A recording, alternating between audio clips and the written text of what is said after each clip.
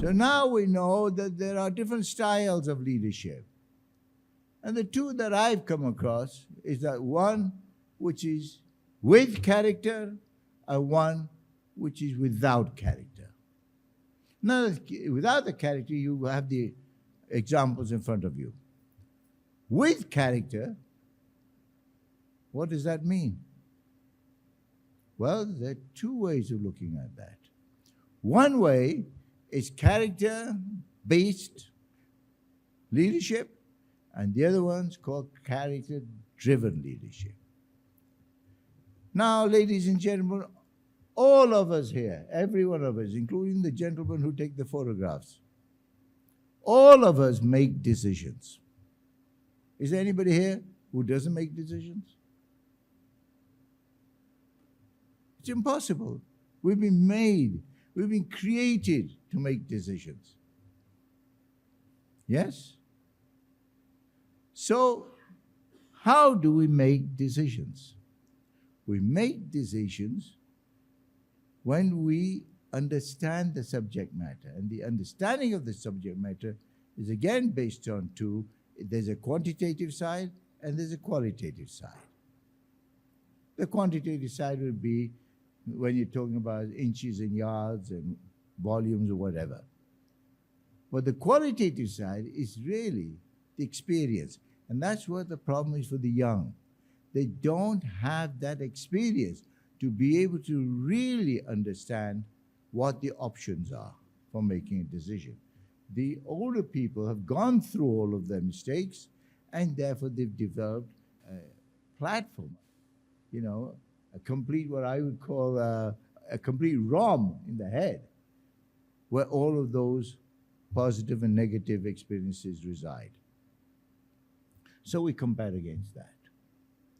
Now it's obvious that since each one of us is unique, you're going to make, if the same issue comes in front of several people, they may arrive at different conclusions. They probably will. So how do you ensure consistency? Our problem is that as we're making decisions, a large variety of what we call reference points come up to help us decide. A typical example is that you wanted to come here. Should I go by bus? Should I get a hold of a gadagari? Should I come by bicycle? Should I walk? Should I come in a car? What do you have if I come in a plane? There are all options. Your experience tells you coming in a plane is not going to work. Yeah? So you would discard that. But you can go, come by the other modes of transport. So what is it? Comparison. You say, well, I think I'll go by bus because, you know, there's so much traffic. This bus has this open road and I can get there faster.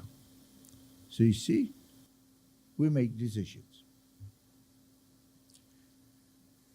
Now, where the large elements are concerned, which concerns your claim to success, is when the real challenges are placed in front of you.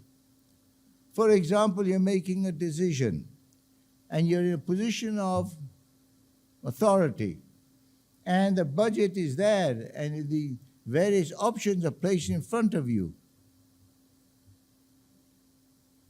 What happens? We know what happens in Pakistan. There are certain considerations which creep in, which we would not put in there. But they come, and decisions are made accordingly.